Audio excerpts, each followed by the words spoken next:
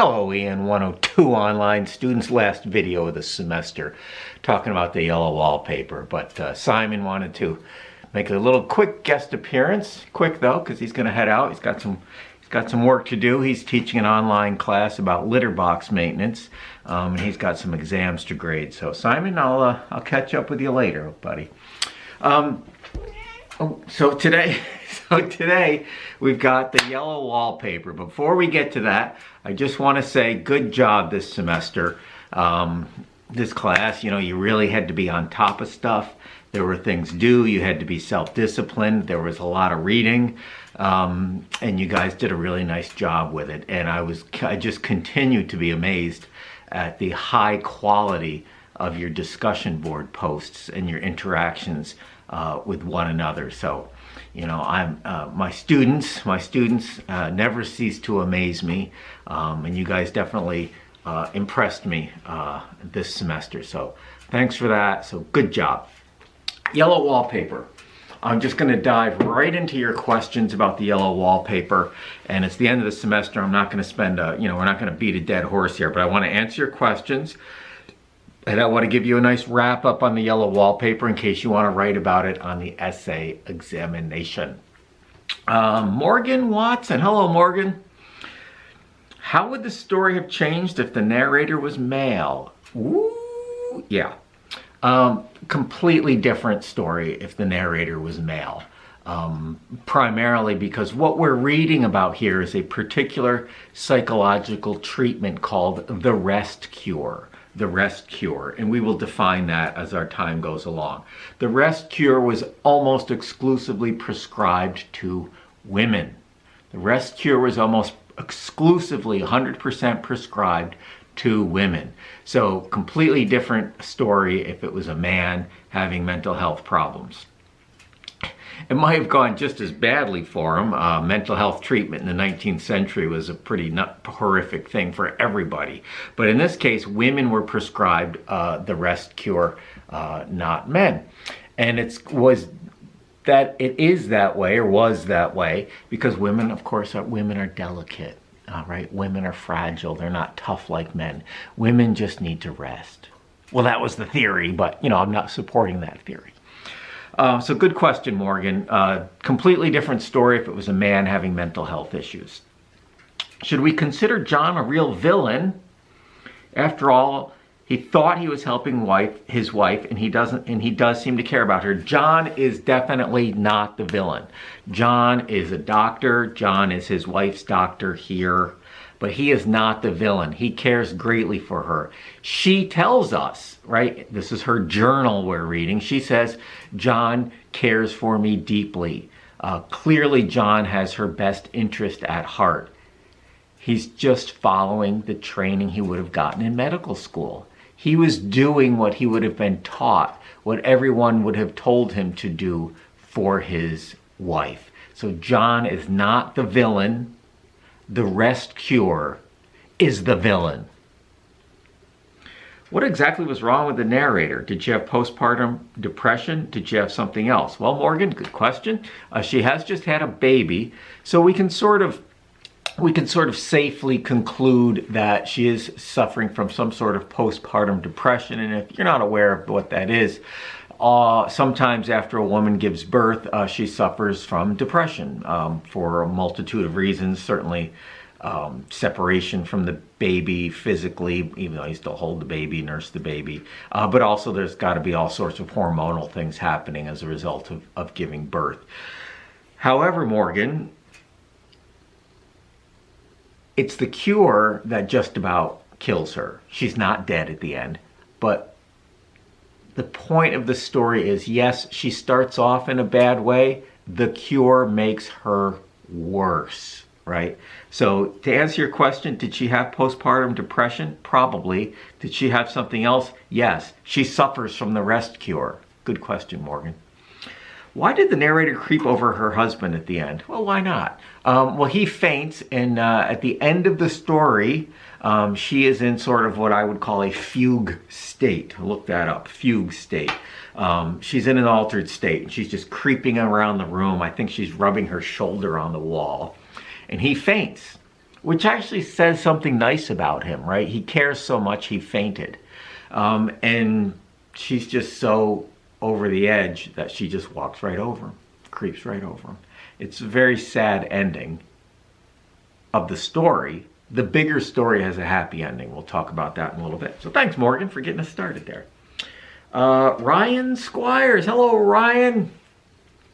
Is the narrator speaking on behalf of all women? I believe she is, and all men. Other than being ugly, what is it about the wallpaper that's driving her crazy?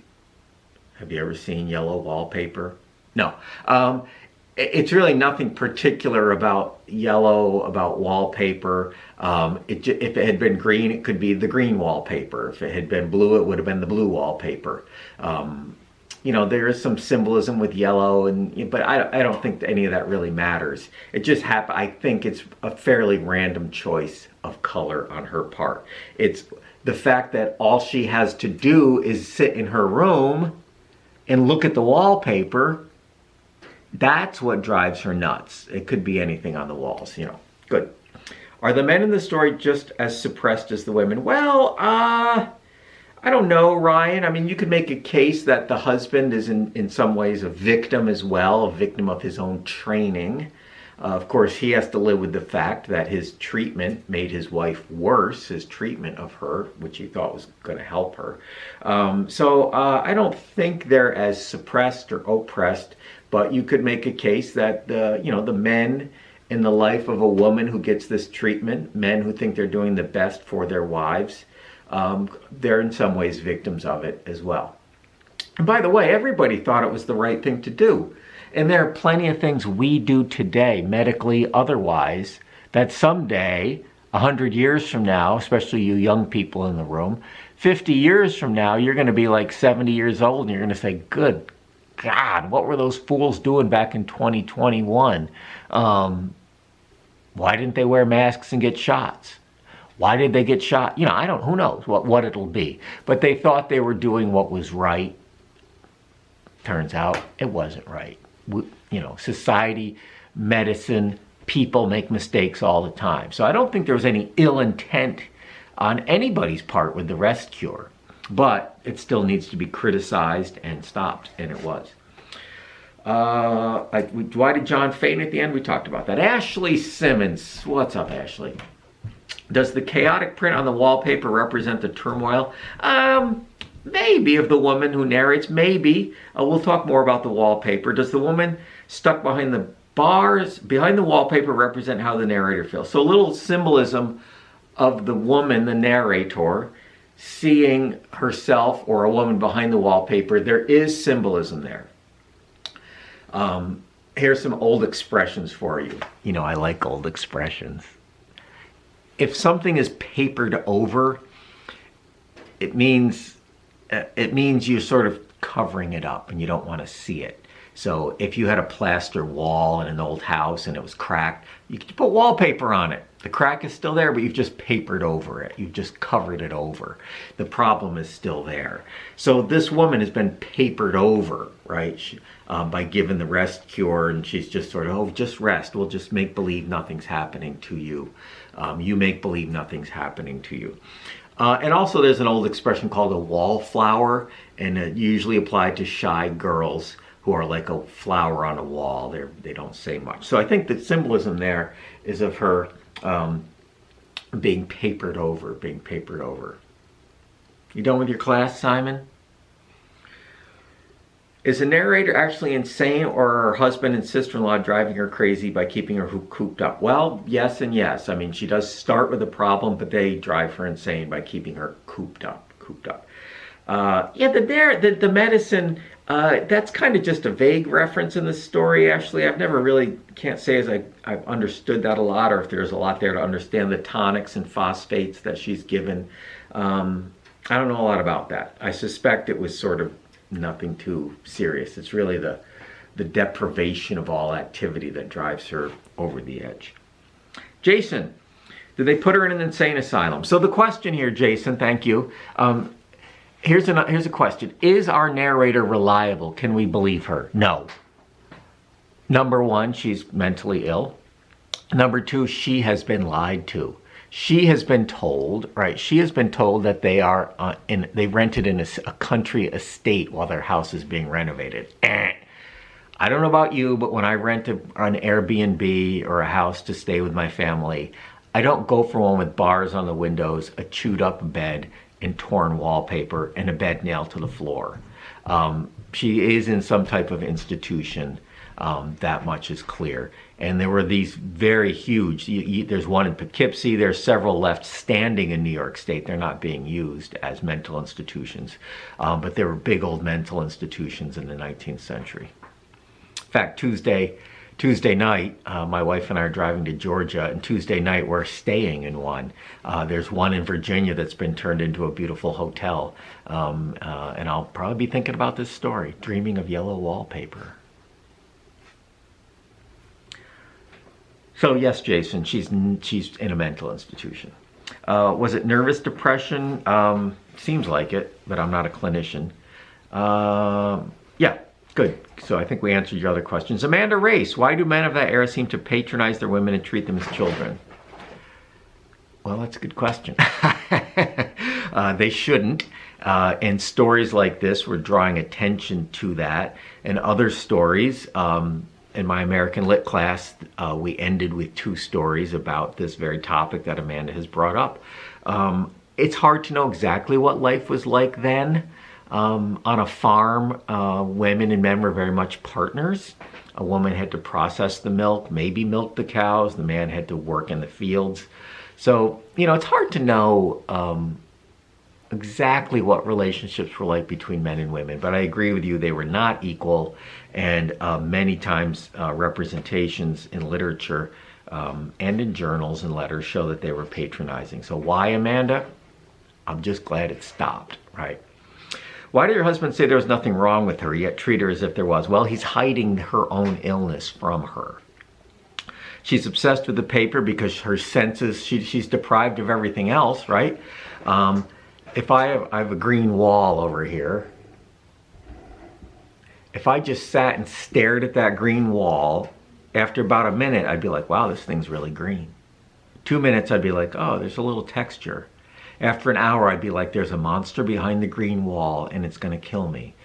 So her senses are so deprived in this room where she's stuck. She starts to make stuff up. Her brain makes stuff up, right? It's like a sensory deprivation chamber. Was the house haunted or possessed? No. There may be other women there at the asylum. She sort of sees them, shadowy figures, but there's no haunting here. Madison, yes, Madison, is it her sickness or just pure boredom that makes her so obsessed with the wallpaper? Yes, it's her pure boredom. Good. Me too. Narrator is sick. Yes. Good. Mental illness. Yep. Good questions, Aisha.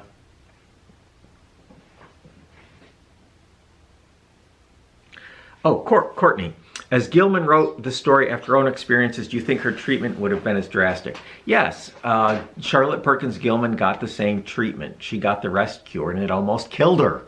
When she got out, she wrote this story. And when earlier I said the story, the bigger picture has a happier ending, this story made the medical community rethink the rest cure and eventually stop it.